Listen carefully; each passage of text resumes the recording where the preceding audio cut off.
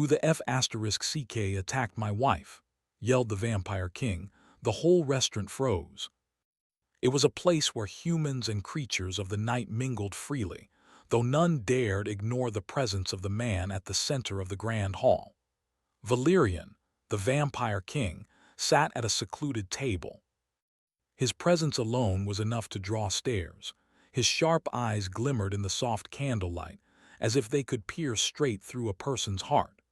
Beside him sat Seraphine, his wife, a mortal woman of unmatched beauty and quiet strength. She carried herself with grace, and though she was human, there was something in her gaze that suggested she was no stranger to danger. It was rare for the king to dine among mortals, but tonight was meant to be a night of peace, a night for them alone. The waiters moved like shadows, bringing dishes with delicate precision. Valerian's hand brushed briefly against Seraphine's, a small gesture of intimacy that did not go unnoticed by the diners. Whispers ran through the room, a mixture of awe and fear. Even in a place meant for leisure, the aura of royalty and something darker was palpable. Seraphine smiled at Valerian, her hand warm under his cold, pale fingers. "It feels like a different world," she said softly. "No rules, no shadows chasing us." Valerian's lips curved into a small, almost unrecognizable smile. "Even here there are rules," he said. "Even here shadows linger." His voice was low, and there was a warning in it that could chill the bravest hearts. Yet when he looked at her, there was a softness that only she could see. The evening seemed perfect. The pair laughed lightly, shared stories from their past, and for a fleeting moment, the weight of the throne, the court, and the endless battles seemed distant. But shadows, as Valerian had warned, never truly left. The first strike was sudden. Seraphine gasped as a figure appeared at their table, a masked assailant moving with unnatural speed.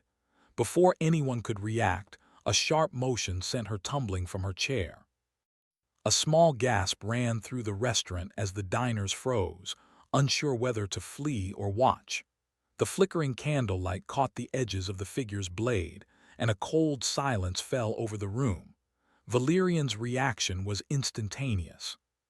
His roar tore through the air, a sound so full of rage and power that it seemed to make the walls themselves shiver. "Who the F***ck attacked my wife?" His voice was not meant for mortal ears. It carried the weight of centuries, the fury of a king who had seen empires fall and lives shatter. The words, though laced with fury, were unmistakably directed at protecting her, and the entire restaurant froze. Even the masked attacker faltered, but only for a heartbeat. Valerian's eyes glowed, crimson in the dim light, and his aura radiated danger. Waiters stopped mid-step, a glass of wine trembling in a server's hand. Patrons held their breath. The world seemed to narrow to the table where the king and his wife sat, the tension so thick it felt like a physical force pressing down on everyone. Seraphine, though shaken, rose quickly to her feet. Her eyes were wide, but there was no panic, only a sharp, quiet determination. "Valerian," she whispered, touching his arm, "please, not here." Valerian's hand gripped hers firmly as if anchoring himself. "Not here." "Not here," he echoed, his voice low and dangerous. "She is mine, and no one touches her." The words were both a promise and a threat.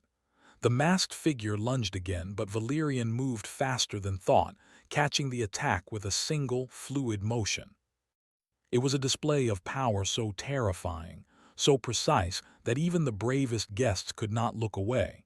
With a twist, the mask slipped from the attacker's face. The restaurant seemed to hold its collective breath as the identity was revealed, a face from Seraphine's past, a person she had once trusted. A gasp ran through the room.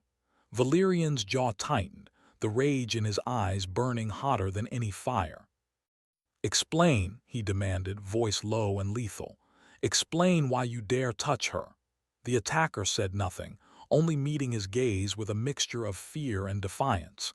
Seraphine's hand went to her chest, her breathing quickening. She had never imagined this part of her life would reach the king, not in this way, not in public. The tension was almost unbearable. Every eye in the restaurant was on them, but Valerian and Seraphine seemed to exist in a world apart from the mortals around them, a storm contained within the quiet opulence of the dining hall. Finally, Valerian spoke again, his tone slightly quieter but no less dangerous. "Who sent you? Speak, before I—" His hands twitched, as if the very act of raising them could end a life. Seraphine stepped forward, placing herself slightly between her husband and the attacker. "Valerian," she said, her voice steady despite the fear, "please let me handle this." He turned his gaze to her, and for the first time the raw, monstrous power of the Vampire King softened just slightly. In that moment, there was something more than anger there, something like trust, or perhaps an acknowledgement that she, too, had strength. The attacker seized the moment and vanished, slipping away like smoke through the cracks in reality. The diners exhaled in relief, though no one dared move. A tension remained, taut and electric, a reminder that the danger had not passed. Valerian's eyes lingered on Seraphine. "You did not tell me about this," he said, his voice lower now, filled with a mixture of warning and pain. "What did you hide from me?" Seraphine looked down at her hands, at the faint bruises that marred her wrist. "I didn't want to worry you," she whispered. I thought I could handle it." Valerian's expression softened, just enough for her to see the vulnerability that lay beneath his fearsome exterior. But his eyes still burned with intensity, a quiet storm waiting to break. "There is nothing you can face that I would not face with you," he said finally. "Do you understand?" She nodded, her lips trembling into a small smile. "I understand." The room around them slowly returned to its usual rhythm, though the whispers and curious glances persisted. Valerian and Seraphine returned to their table, but the air between them had changed. It was heavier, filled with unspoken questions, shared fears, and the undeniable spark of something more profound than love, something primal and eternal. As they sat, Seraphine finally spoke. "It was someone from my past," she admitted, her voice barely above a whisper. "Someone I thought I had left behind." Valerian's fingers tightened around hers. "You left nothing behind, not when it comes to you," he said. His voice was calm, but the underlying power reminded her of the storm that always lurked beneath his surface. "Tomorrow we find the truth. Tonight," he paused, letting the words hang in the candlelight. "Tonight you are safe with me." And for a brief, fragile moment, Seraphine allowed herself to believe it. But as she looked toward the shadowed corners of the restaurant, she could not shake the feeling that the attack had been only the beginning. Something ancient, something dangerous had been awakened, and she feared that no walls, no matter how grand, could keep it out.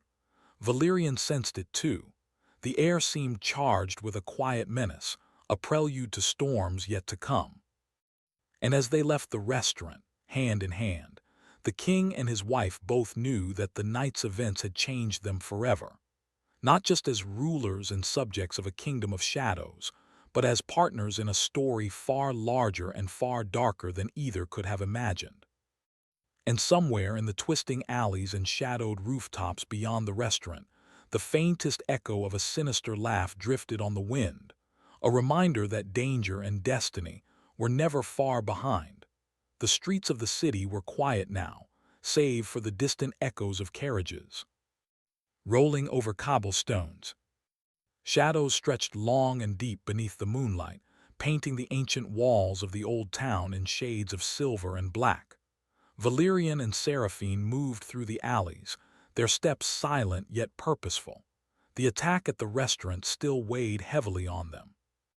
Valerian's crimson eyes scanned every shadow, every flicker of movement. He was a king who had faced armies, rebellions, and betrayals, yet nothing unsettled him quite like the fear for Seraphine's safety. Beside him, Seraphine walked with grace, though her heart still thumped with the memory of the masked figure. "Valerian," she said softly, her voice almost swallowed by the night. "Do you think it was someone I knew?" Valerian's hand brushed hers, a silent reassurance. "Yes," he said, his tone low and certain, "and someone who knows more than they should, I can feel it in the air, the weight of their intent. Seraphine nodded but remained silent. She had hoped to protect the king from her past, from the shadows that still lingered at the edges of her life.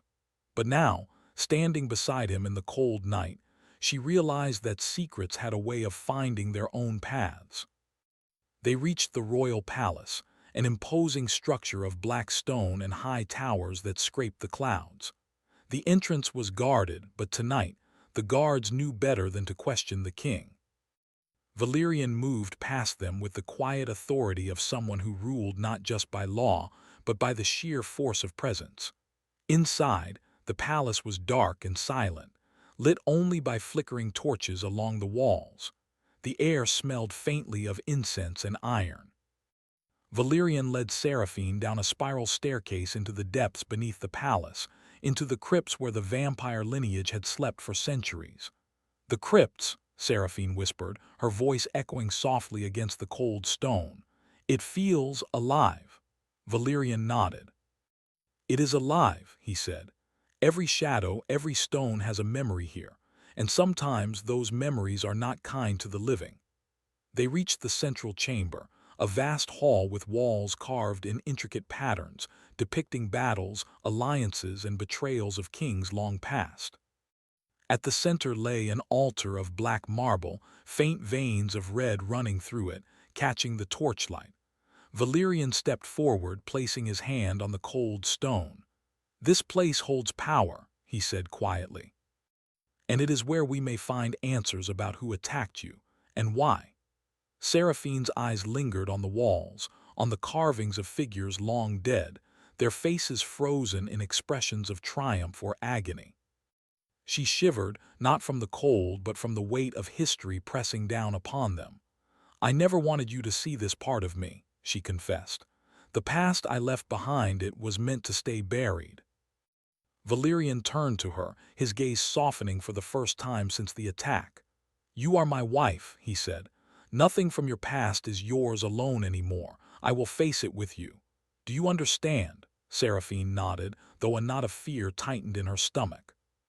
I'm afraid," she admitted, "afraid that my past will destroy everything we have built." Valerian stepped closer, brushing a strand of hair from her face. "Fear is natural," he said, "but so is love, and I will not let your past touch you while I breathe." Their brief moment of tenderness was shattered by a sudden cold wind, even though the chamber had no doors or windows open. The torches flickered violently, casting dancing shadows on the walls. Seraphine's eyes widened. "Something is here," she whispered. Valerian's eyes narrowed. "Yes, and it is connected to you." A faint, glowing symbol appeared on the altar, a sigil burned into the marble, glowing with a soft crimson light. Seraphine took a step back, recognizing it immediately. That is the mark," she said, her voice trembling. "A curse from my bloodline. I thought it was gone." Valerian's expression darkened. "Gone or forgotten, it does not matter. It has returned, and it will not rest until it has claimed you or something far worse." Seraphine swallowed hard, trying to steady her racing heart. I did not tell you about this," she admitted. "I thought I could protect you by keeping it secret." Valerian's gaze softened again, but there was a storm in his eyes. "Secrets do not protect," he said. "They only allow danger to grow in silence. From now on, we face it together." The sigil pulsed faintly, as if responding to their acknowledgement. The chamber seemed to grow colder and the shadows longer. Seraphine could feel a pull, a quiet tug at her soul, as if the curse was calling to her. "You feel it too, don't you?" she asked, her voice barely a whisper. Valerian nodded. "Yes, and we will need more than swords and strength to face it. This is ancient magic. Old as the first kings of my line." The weight of his words settled over her like a heavy cloak. She realized then that this was bigger than any personal vendetta, bigger than the attack at the restaurant. Something far older and far darker had been awakened, and they were now drawn into its orbit. "We need to find the source," Valerian said, his tone decisive. "Not just the attacker, but the one who brought this curse back. Only then can we hope to protect you and our kingdom." Seraphine nodded, though fear still lingered. "And if we fail?" she asked softly. Valerian took her hands in his. "We do not fail," he said firmly. "Not together. I will not allow it." For a moment they stood in silence, their hands entwined, the flickering torchlight casting their shadows long and intertwined against the stone walls. It was a quiet moment of unity, fragile yet profound, as if the world had shrunk to the two of them alone in the darkness. But peace, as always, was fleeting. A sudden movement at the edge of the chamber caught their attention. A shadow detached itself from the darkness, coalescing into a figure that seemed almost human, yet not. The figure's eyes glowed faintly in the torchlight, a pale and unnatural light that made Seraphine's blood run cold. "Who's there?" Valerian demanded, his voice calm but sharp. The figure stepped closer, revealing itself, a woman cloaked in black, her features hidden beneath a hood. When she spoke, her voice was soft but carried a weight that made the chamber tremble. "You cannot stop it," she said. "The curse has awakened. And it seeks more than your wife. It seeks the throne, the bloodline, and all who serve it." Valerian's eyes narrowed. "And who are you?" "I am a witness," the woman said, her voice cold and distant. "A keeper of what should have remained buried. You have been warned. The past does not forgive, and it does not forget." Before they could question her further, she vanished, leaving only a faint echo of her warning. Seraphine shivered, feeling a chill that went deeper than the cold stone beneath her feet. Valerian moved to her side, placing a protective hand on her shoulder. "We are not unprepared," he said, his voice low and commanding. "We will face this, together." Seraphine nodded, but her heart was heavy. She realized that the life she had once known, the life she had tried to leave behind, had returned in a way she could not control. And now, the safety she had felt with Valerian was threatened by forces far older and far darker than she had ever imagined. The night stretched on, the shadows of the crypts deepening, as if the very walls themselves whispered secrets of the past. Valerian and Seraphine remained together, their hands intertwined, drawing strength from each other. Yet both knew that the true challenge had only just begun. As they prepared to leave the crypts, the faint glow of the sigil lingered in Seraphine's mind. It pulsed faintly, a heartbeat in the stone, a reminder that danger, old as time itself, was waiting for them. And somewhere in the silence between the shadows, a quiet, menacing laugh echoed, a promise that the past would not rest until it had claimed what it sought. The palace was alive in a way it had never been before. Torches lined the great hall, their flickering light glancing off the golden chandeliers, while shadows danced like restless spirits along the walls. Tonight, the vampire king, Valerian, would host a masquerade, a night of opulence, masks, and subtle threats. It was the perfect place to unmask the enemy, yet perfect also for danger to slip unnoticed. Seraphine adjusted her gown, the velvet deep crimson against the pale candlelight, her mask hiding her expression but not her resolve. She had spent the past few days training herself, trying to summon the courage and strength that Valerian had always told her lay within her. The curse had marked her, but it had not yet defined her. Valerian appeared beside her, tall and commanding, his dark mask sharp against his pale skin. His eyes, a deep crimson, scanned the crowd with an intensity that made even the most confident courtiers pause. "Tonight," he said softly, "we find the truth. Whoever attacked you will reveal themselves, either by choice or by mistake." Seraphine nodded, feeling the weight of his words and the responsibility she bore. "And if they do not?" she asked, her voice steady though her heart thumped. Valerian's lips curved into the faintest hint of a smile. "Then we will make them speak." His tone was a mix of warning and promise, and it made her shiver, not from fear, but from a strange warmth, a reminder that even in the darkest night there was trust, connection, and a bond that no enemy could break. The masquerade began. Music filled the hall, strings, harps, and the faint hum of drums. Guests moved gracefully, swirling gowns and polished shoes across the marble floors. Masks concealed identities, but the eyes were impossible to hide. Valerian's crimson gaze cut through the illusion, searching, probing, as if he could see not only who they were but what they intended. Seraphine stayed close to him, feeling both protected and empowered. She had learned to sense the energy of the hall, the subtle shifts in the air, the tension that pulsed beneath polite smiles. She realized that her own abilities, small though they were awakening. The curse was part of her, but so too was a latent power she had never fully understood. A servant moved too quickly past them, glancing at Seraphine with a mixture of fear and recognition. Valerian noticed immediately, intercepting the figure before they could vanish into the crowd. "Who sent you?" he demanded, his voice quiet but sharp enough to slice through the music. The servant faltered, eyes wide, before collapsing in fear. I don't know. I was told only to deliver a message." Valerian's eyes narrowed. "A message," he repeated. "What message?" Seraphine stepped forward. "Let me speak," she said. There was a confidence in her voice that surprised even her. "I will face this. I know the danger better than you think." Valerian studied her, his gaze piercing, and then he nodded just slightly. "Be careful," he said, "but I will follow your lead. You are not alone in this." The servant, trembling, handed her a small, folded piece of parchment. Seraphine opened it carefully. The writing was elegant, the letters curling like smoke in the candlelight.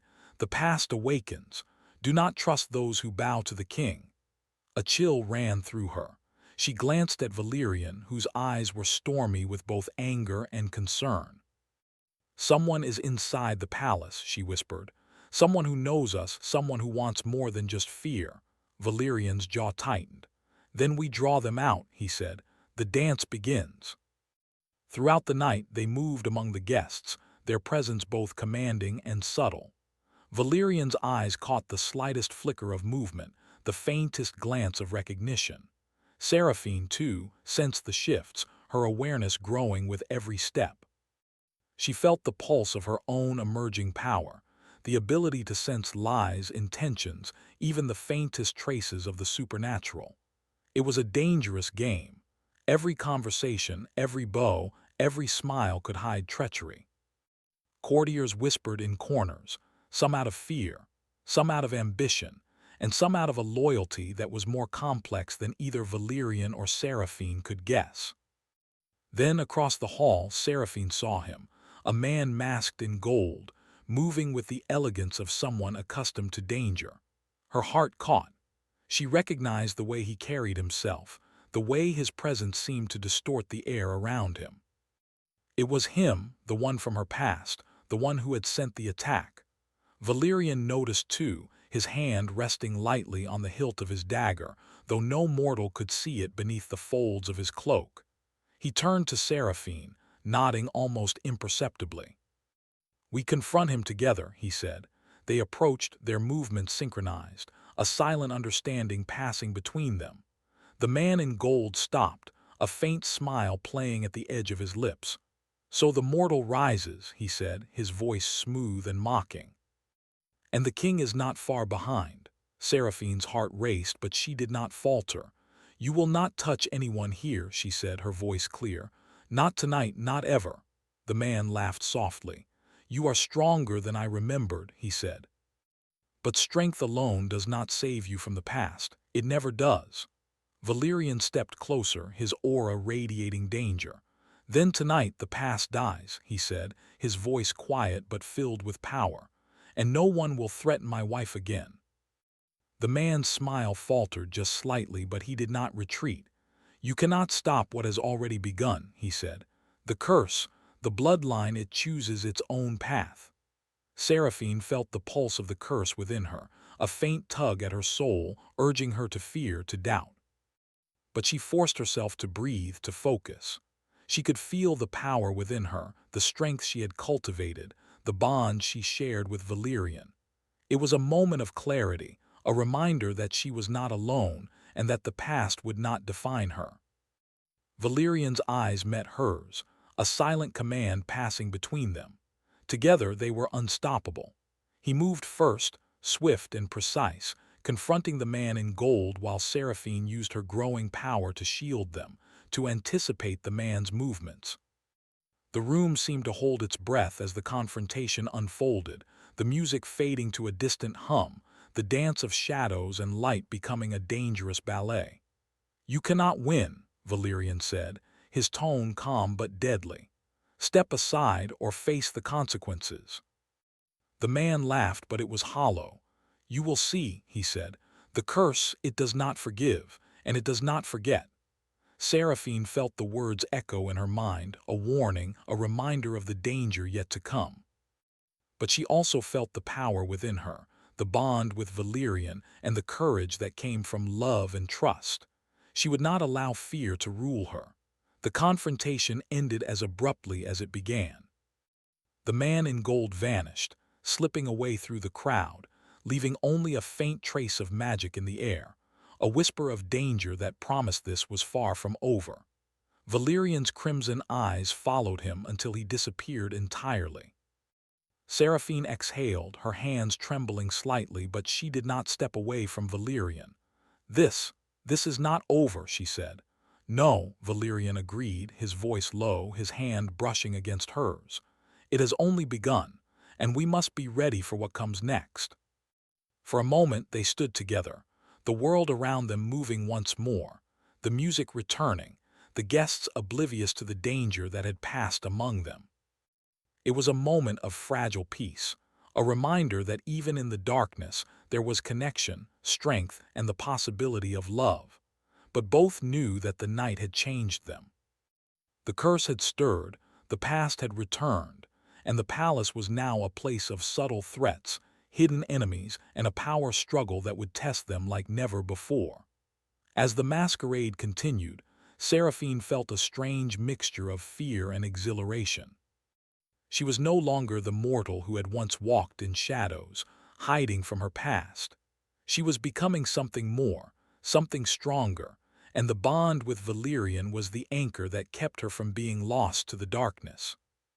Valerian, for his part, realized that love and protection were not enough.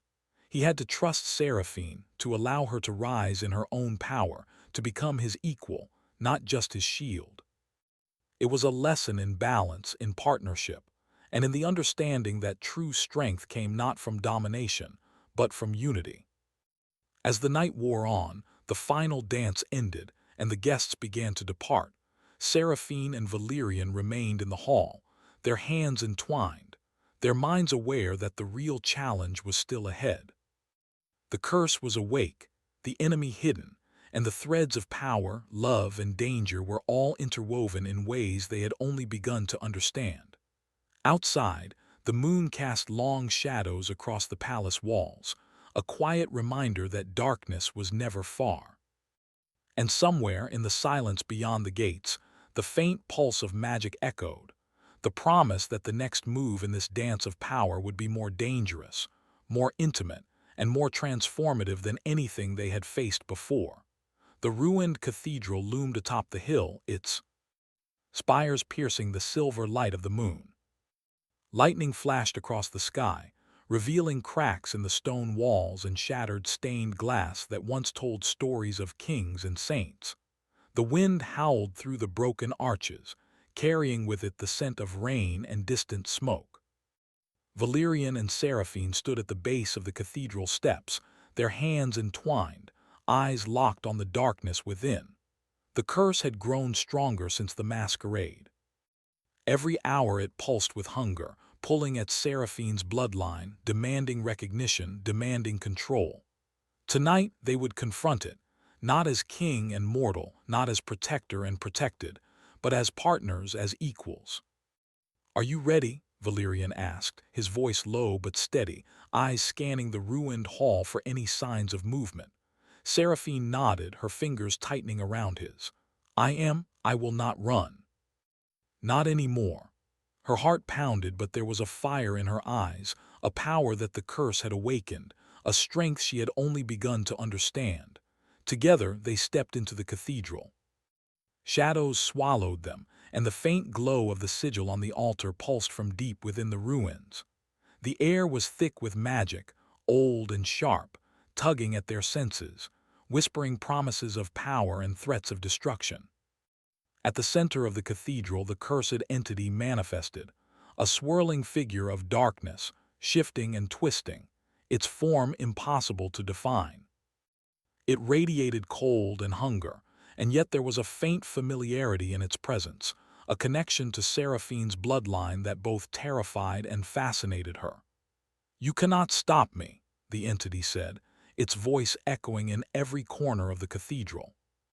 "You are bound by your love, your fear, and your mortality. You cannot control what has already begun." Valerian stepped forward, his eyes blazing. "We are not bound by fear," he said. "And we are stronger than you think." His aura flared crimson, the energy of centuries flowing around him, a protective force that pulsed with power and command. Seraphine moved beside him, feeling the pulse of her own emerging strength. "We face this together," she said, her voice carrying not just determination but defiance. The curse tugged at her, urging her to give in, but she forced herself to stand tall. "You will not control me. You will not touch my life, my bloodline, or my heart." The entity shifted, forming multiple shadowed arms that reached toward them, tendrils of darkness that threatened to ensnare their souls. Valerian struck first, his movements precise and fluid, slicing through the shadows with his dagger imbued with ancient magic. The darkness hissed but recoiled, aware of the power that stood against it. Seraphine closed her eyes briefly, summoning her inner strength. A faint light began to glow within her, pulsing from her chest, radiating outward. The curse shrieked, recoiling from the power that it had once sought to dominate. She opened her eyes, now filled with determination and clarity, and extended her hands toward the entity. "You cannot have me," she declared. "I am my own. I am stronger than you." A wave of energy burst from her, and the shadows shrieked, twisting violently before dissipating. Valerian reached for her, his eyes softening as he saw the woman he loved embrace her power, her courage, and her destiny. "You are incredible," he whispered. The entity roared, condensing into a single, massive shadow, blacker than the night, its form now humanoid but monstrous. It lunged at them, faster than thought, but Valerian and Seraphine moved as one. Every motion was synchronized, every strike deliberate, every movement a dance of trust, love, and power. Seraphine felt the curse trying to pull her inward, to twist her mind and body into darkness, but Valerian's presence anchored her. His voice, calm and commanding, echoed in her mind. "Trust yourself, trust us. We are stronger together." With a sudden surge, Seraphine released a wave of energy that merged with Valerian's aura. The light from her chest fused with the crimson glow of his power, creating a shield that repelled the entity. The force of it shook the cathedral, lightning flashing through the cracks, illuminating their faces. The faces of two people who had faced fear, betrayal, and shadows, and had emerged united. The entity staggered, screeching in fury and frustration. It tried one last desperate strike, but Seraphine stepped forward, fully embracing her power. Her hands glowed, a mixture of light and energy from her bloodline, and she met the entity's strike head-on. Valerian joined her, adding his strength to hers, and together they pushed the darkness backward. "You are finished," Seraphine said, her voice echoing in the cathedral, firm and unwavering. "You do not define me. You will not take what is mine." The entity shrieked one final time, its form unraveling, dissolving into a mist of shadows that vanished into the night. The cathedral fell silent, the storm outside abating, leaving only the soft patter of rain against broken stone. Valerian turned to Seraphine, his eyes filled with awe and relief. "You did it," he said softly, brushing wet strands of hair from her face. "You embraced your power, your courage, and you saved us." Seraphine smiled, exhausted but triumphant. "We did it," she corrected gently. Together, for the first time since the curse had awakened, the weight lifted from her shoulders. She realized that the fear that had haunted her, the doubts that had plagued her, were not signs of weakness. They were reminders of what she had overcome. She had faced her past, confronted the darkness, and emerged stronger not just as Valerian's wife, but as a force in her own right. Valerian took her hand, holding it tightly. "I have always known your strength," he said, his voice low and intimate. "But tonight, I see it fully. And I am proud beyond words." Seraphine felt a warmth in her chest, a mixture of relief, love, and gratitude. She pressed her forehead to his, feeling the rhythm of his heartbeat, steady and strong. "And I see yours," she whispered. "Not just as a king, but as a man who fights for what he loves, who trusts, who protects, and who believes." They stood together in the cathedral, surrounded by the remnants of darkness and the echoes of magic. The night had tested them, pushed them to the brink, and revealed the depths of their bond. They were no longer simply king and mortal, protector and protected. They were partners, equals, united in love, power, and purpose. As dawn broke, the first light of day seeped through the shattered windows, painting the cathedral in shades of gold and silver. The storm had passed, leaving the world cleansed and quiet. Seraphine and Valerian stood at the center of the ruins, holding hands, their shadows intertwined, a symbol of their unity and triumph. Yet, even in the peace, a faint pulse lingered in the air, a reminder that darkness never truly vanished. The sigil of the curse had faded, but its memory remained, a quiet echo in the corners of their lives. It was a warning that the world they lived in was never completely safe, and that vigilance, courage, and trust would always be necessary. But for now, they allowed themselves a moment of quiet victory. No words were needed. Their hands remained clasped, their eyes locked, and in that silence they understood the depth of their connection. "You are my strength," Valerian said finally, his voice barely above a whisper. "And you are mine," Seraphine replied, her voice steady, filled with certainty and love. Together, they stepped out of the cathedral ruins into the first light of morning. The city below was waking, unaware of the battles fought above, unaware of the darkness that had been confronted and tamed. Yet in that quiet world, Valerian and Seraphine carried with them the knowledge of what they had endured, the bond they had forged, and the power that love and courage could wield. And though the shadows would always linger, though threats would rise again, they knew that together they could face anything. The Vampire King and his wife walked hand in hand through the ruins, the wind playing through their hair, the first rays of sun illuminating their path.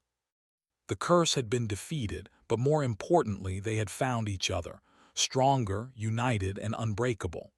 Somewhere in the distance, the faintest echo of magic lingered, a whisper that promised challenges yet to come. But Seraphine and Valerian no longer feared it. They had faced darkness, embraced their power, and discovered the depth of their love. Whatever the future held, they would face it together, undaunted, unbroken, and unstoppable. And so the night ended, giving way to a dawn that promised not only light, but the unyielding strength of two hearts, intertwined by fate, courage, and love.